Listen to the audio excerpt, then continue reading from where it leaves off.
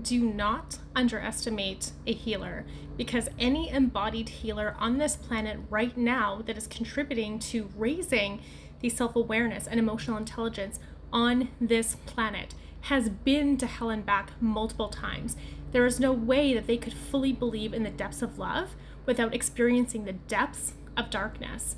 And many times, a lot of these healers that look like all love and light to people become the ones that are most judged, thinking that they are naive, they haven't had any life experience, they don't understand.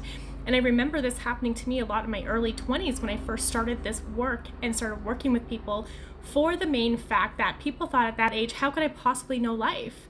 And most people don't even know the majority of my life story. They only know the tip of the iceberg and the things that I've experienced, the type of different cults that I've seen in action, the types of different predators that I've encountered, the types of different rituals, and so many different things that have been there. So before you start judging any of these healers that really believe in love and connection and unity, understand that most of these healers have been through probably some of the most traumatic and disgusting things on this planet, and yet they are using those experiences to help heal and help others further come out of that darkness and back into their light. The thing is, with our heart connection, especially to God, especially to Source, that is something that you sever all on your own. That is something that no one can actually take from you. That is the consequence of negative choices over multiple lifetimes. But we're living in a time now where we can really collapse time.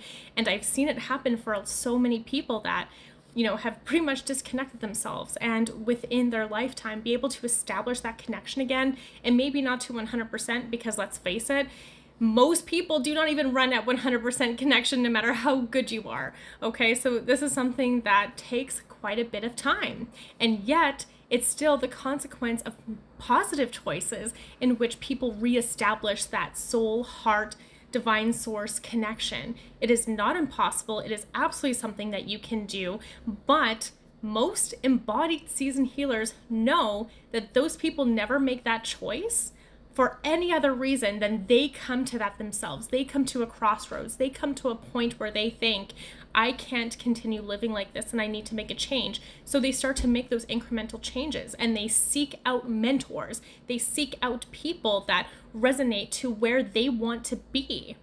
It takes time. And just know that it is available, and there's no one that can love someone enough to make them make that choice. That is a personal choice that they make all on their own. So any embodied healer knows how hard that journey is to come back from so much of that darkness. And even in my younger years, because of the things that I've experienced and seen, I was in my early 20s when I started to realize how negative I really was, how much I was using a lot of dark energy for things. And that is when I decided that no more. This is not the person that I want to be.